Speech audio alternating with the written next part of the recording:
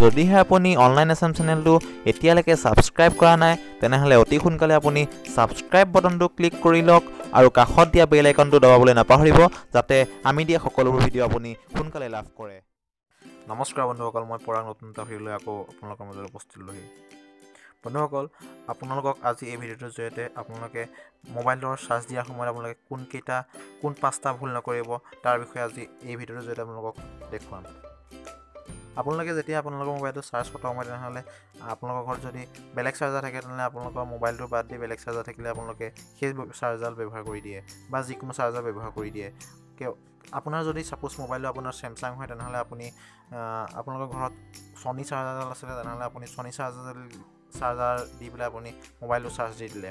আপোনালোকে ভাবিলে ইয়াৰ দ্বাৰা কোনো ইফেক্ট নহয়, কিন্তু একচুৱেলি এই ছনী চাৰ্জাৰ দি বা আপোনাৰ চেমচাং মোবাইলটোত ছনী চাৰ্জাৰ দি চাৰ্জ দিয়াৰ বাবে আপোনাৰ মোবাইলটো প্ৰভাৱ পৰিব আৰু আপোনাৰ চাৰ্জাৰটো প্ৰভাৱ পৰিব। গতিকে আপুনি কেৱল নিজৰ চাৰ্জাৰডাল দি পেলাই আপুনি আপোনাৰ মোবাইলটো চাৰ্জ দিয়ক যাতে আপোনাৰ বেটেৰীটো ভাল হৈ থাকে, আৰু এনে কৰিলে আপোনাৰ বেটেৰীও ভাল হৈ থাকিব আৰু আপোনাৰ চাৰ্জাৰডালো ভাল হৈ থাকিব। দ্বিতীয়তে বন্ধুসকল, আপোনালোকে চাৰ্জ দিয়াৰ সময়ত আপোনালোকৰ মোবাইলৰ বেক কভাৰটো সদায় খুলি ল'ব।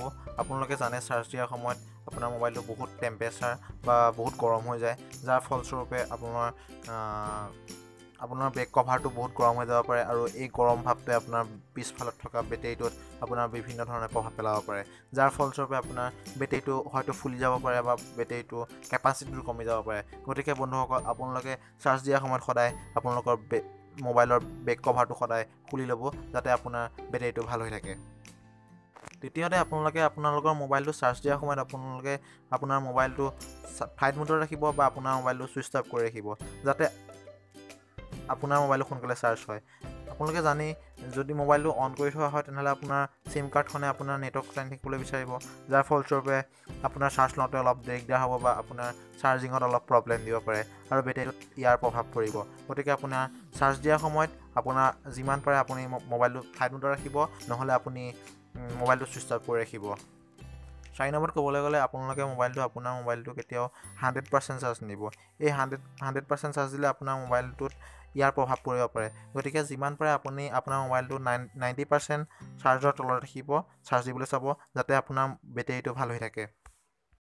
5 নম্বৰত আপোনাৰ মোবাইলটো আপুনি কেতিয়াও আপোনাৰ কম্পিউটাৰ বা বেটেৰীটোত বহুত বেয়া ধৰণে প্ৰভাৱ পেলাব পাৰে। একচুৱেলি মোবাইল এটা চাৰ্জ লওঁতে যিমান টেম্পাৰেচাৰ প্ৰয়োজন হয়, একচুৱেলি এইটো লেপটপ বা আপোনাৰ কম্পিউটাৰৰ পৰা চাৰ্জ ল'লে সিমান টেম্পাৰেচাৰ দিব নোৱাৰে। গতিকে আপোনাৰ মোবাইলটোত আপোনাৰ বেটেৰীটোত ইয়াৰ প্ৰভাৱ পৰিব পাৰে। গতিকে আপোনালোকে যিমান পাৰে আপোনাৰ মোবাইলটো লেপটপ বা কম্পিউটাৰৰ পৰা চাৰ্জ নিদিব। গতিকে আপোনাৰ নিজৰ চাৰ্জাৰডাল বা যোনটো কাৰেণ্টৰ পৰা যোনটো চাৰ্জ দিব আপোনালোকে তাৰ পৰা চাৰ্জ দিব। গতিকে যদি ভিডিঅ'টো চাই আপুনি ভাল পালে তেনেহ'লে লাইক এটা কৰিব, কমেণ্ট এটা কৰিব আৰু চেনেলটো শ্বেয়াৰ আৰু শেষত ছাবস্ক্ৰাইব কৰিবলৈ নাপাহৰিব। ধন্যবাদ।